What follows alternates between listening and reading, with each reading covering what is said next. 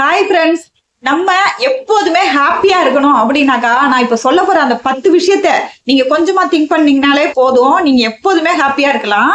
வாங்க, அது என்ன 10 விஷயம் அப்படின்றத நம்ம வீடியோக்குள்ள போகலாம். ஃபர்ஸ்ட் என்ன அப்படின்னு பாத்தீங்கன்னாக்கா, நம்ம ஒவ்வொருத்தவங்க வாழ்க்கையிலயும் பெரிய பெரிய விஷயமும் நடக்கும், சின்ன சின்ன விஷயமும் நடக்கும்.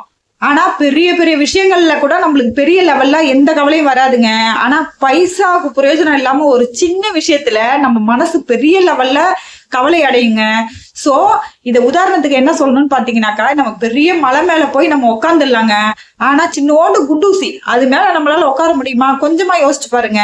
இதுதாங்க, இந்த ஒரு விஷயத்த நீங்க யோசிச்சு பார்த்து அந்த குண்டூசியை நம்ம தூக்கி எட்ட போட்டுட்டு நம்மளுடைய சின்ன கவலைய அது மாதிரி தூக்கி எட்ட போட்டுட்டு நம்ம போய்கிட்டே இருந்தோம்னா நம்ம வாழ்க்கையில எப்பவுமே ஹாப்பி தாங்க. அடுத்ததா பாத்தீங்கன்னாக்கா, அது போல நம்மளுடைய வாழ்க்கையில நல்ல விஷயமும் நடக்கும், கெட்ட விஷயமும் நடக்கும். நல்ல விஷயத்துக்கு ரொம்பவும் சந்தோஷமாயி கெட்ட விஷயத்துக்கு ரொம்பவும் கவலைப்பட்டு நம்மள நாம கஷ்டப்படுத்திக்கிறத விட கடந்து போ அல்லது கண்டுக்காம போ, அவ்வளவுதாங்க வாழ்க்கை.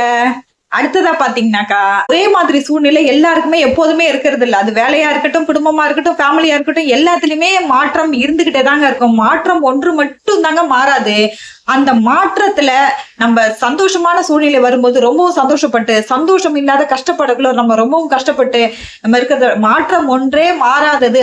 தோல்வி, கஷ்டம், நஷ்டம் எது வந்தாலும் சரி, நம்ம பாட்டுக்க அந்த மாற்றத்துக்கு தகுந்த மாதிரி நம்ம சேஞ்ச் ஆகி போய்கிட்டே இருக்கணுங்க. அப்பதான் நம்மளால ஹாப்பியா இருக்க முடியும். சோ இது மாறிடுச்சு, அது மாறிடுச்சு, அது போச்சு, இது போச்சு அப்படின்னு சொல்லிட்டு நம்ம மனசுல போட்டு குழப்பிக்கிட்டு இல்லாம மாற்றம் ஒன்றே மாறாதது அப்படிங்கிற அந்த கான்செப்டை மட்டும் மைண்ட்ல வச்சுக்கிட்டு நம்ம போய்கிட்டே இருக்கணுங்க. அப்பதான் நம்மளால ஹாப்பியா இருக்க முடியும். நம்ம வாழ்க்கையிலங்க எவ்வளோ விஷயம், என்ன மாதிரியான விஷயங்கள் நடந்தாலும் அந்த இடத்துல வந்துட்டு நம்ம ரொம்ப பொறுமையா இருந்துட்டோம்னாக்கா, கண்டிப்பா பொறுமை கடலினும் பெரிது அப்படின்னு சொல்லியிருக்காங்க. சோ பொறுமை சில நேரங்கள்ல நமக்கு அதுதாங்க சக்சஸ்ஃபுல்லா நடக்கிறதுக்கான ஒரு வாய்ப்பா அமையுது. சோ என்ன மாதிரியான சுச்சுவேஷனா இருந்தாலும் அவசரப்படாம பொறுமையா முடிவு எடுக்கணுங்க. பொறுமை ரொம்பவே முக்கியமானது. இதை நீங்க கடைபிடிச்சீங்கன்னாக்கா நம்ம எப்போதுமே ஹாப்பியா இருக்கலாம். ட்ரை பண்ணி பாருங்க.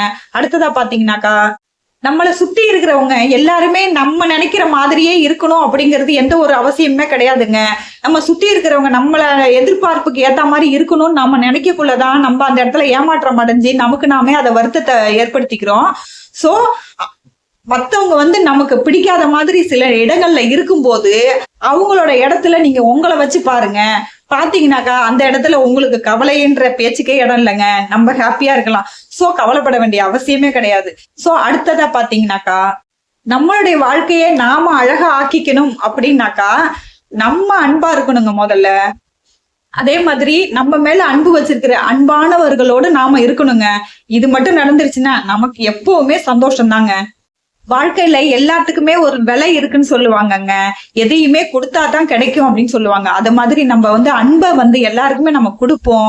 அது நம்மளுக்கு ரிட்டர்ன்ஸா கிடைக்கும். சோ நம்ம ஹாப்பியா இருக்கலாம். இன்னாருக்கு இன்னாரு விதிச்சான் இறைவன் அப்படின்னு சொல்லுவாங்க இல்லையா? சோ நமக்கு உரியத நம்மளுக்கு மேல உள்ள இறைவன் நமக்காக எப்பயோ எழுதி வச்சுட்டாங்க.